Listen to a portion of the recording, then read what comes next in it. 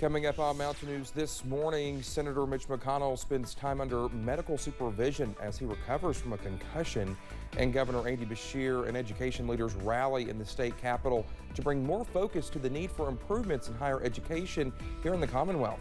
Dedicated to Eastern and Southern Kentucky, this is WYMT Mountain News This Morning. Well, happy Friday to you all. I'm Dakota Makris. It's almost 5 o'clock here, and I'm sure you all are waking up, looking out the door, and Brandon, we got some rain overnight. A little bit of rain. I opened up the door, I was like, oh, it rained. Okay, I didn't know that. Well, you know, if you hadn't been asleep all night. You know, how dare I sleep overnight? That's right, exactly. How dare, why do I not wake up when you wake up? You got to get up at 12. I barely made it up this morning. Listen, with the rain falling, I can understand why. It was a little bit of a struggle for me, too, this morning. I felt sluggish for about the first hour I was awake. Let's see what's going on out there. Some rain on live pinpoint Doppler radar, as Dakota alluded to. The heaviest bands moving out of the region, but still some sprinkles and drizzle out there this morning across most of the region, so just continue to be careful. Fog is forming, so that's going to be something else that's going to be an issue for you this morning. Slow it down, take it easy as you head out the door. Many spots below that 5-mile threshold. Temperatures, bless you, Dakota. We are looking at temperatures basically where they're going to be today for daytime highs. Yep. It's early in the morning. I think we'll go up a couple more degrees to closer to 50, but again, I think we'll start a slow fall as we head into the afternoon hours. It's going to be a slow one for sure, but a little extra on your coffee meter as you head out the door this morning just to kind of get you up and moving. Out the door forecast, we are going to be seeing dreary conditions all day long and temperatures falling into the 40s by this afternoon. Dakota? All right, Brendan, thank you. The top Republican in the U.S. Senate and Kentucky's senior U.S. Senator is in the hospital after falling Wednesday night. A spokesperson for Senator Mitch McConnell says the minority leader tripped and fell at a private dinner event at the Waldorf Astoria Hotel in Washington, D.C. The spokesperson says he is being treated for a concussion and will stay in a hospital for a few days for observation and treatment. The 81-year-old Republican is the Senate's longest-serving GOP leader. Several political leaders wished Senator McConnell a speedy recovery yesterday. Governor Andy Beshear posted on Twitter, quote, "Brittany and I are wishing at Leader McConnell a full and speedy recovery," end quote. And Republican Party of Kentucky Chairman Mac Brown released a statement saying, quote, "As the U.S. Senate Republican leader, Senator McConnell is the tip of the spear in leading the Republican conference.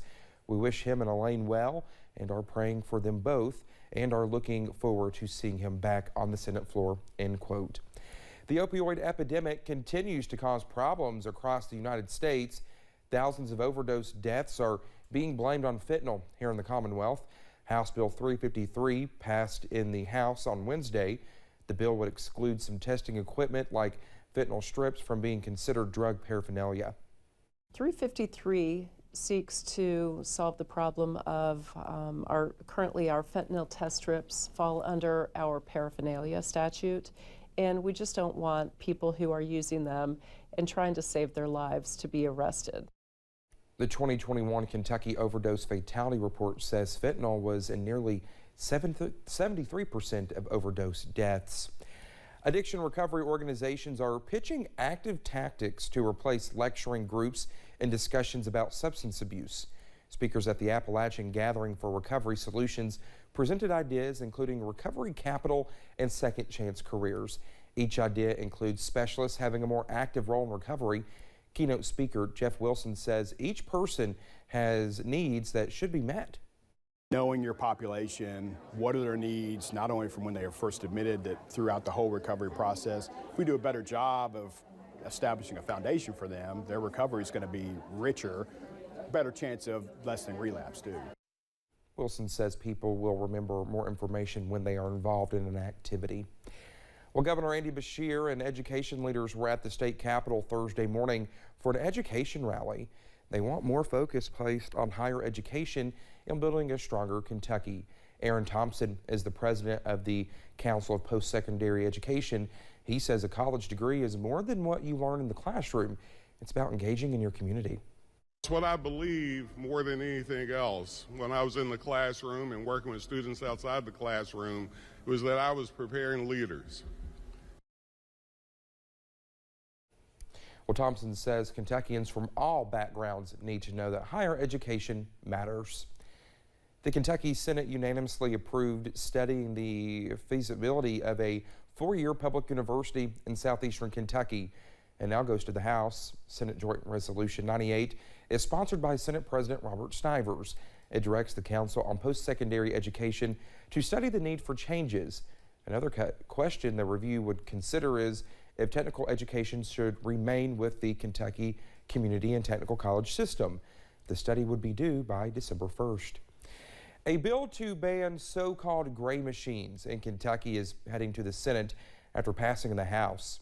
They're also known as skill games and are essentially slot machines. The push to ban them comes primarily from the horse industry, which received approval for similar historical horse racing machines back in 2021. The bill was tabled 5 days before being brought back and passed. The Senate will now take up the bill. Eastern Kentuckians continue to see funding coming in for flood relief efforts as our region tries to rebuild. In a news release by FEMA, the agency states more than $158 million in disaster loans from the U.S. Small Business Administration and direct disaster assistance through FEMA is helping Eastern Kentucky communities with the recovery process. FEMA has also provided $101 million in direct awards to survivors. Well, thank you so much for getting your Friday morning started with us here on Mountain News this morning. When we come back, climate experts predict a change in the weather pattern is on the way. We'll tell you why when we come back.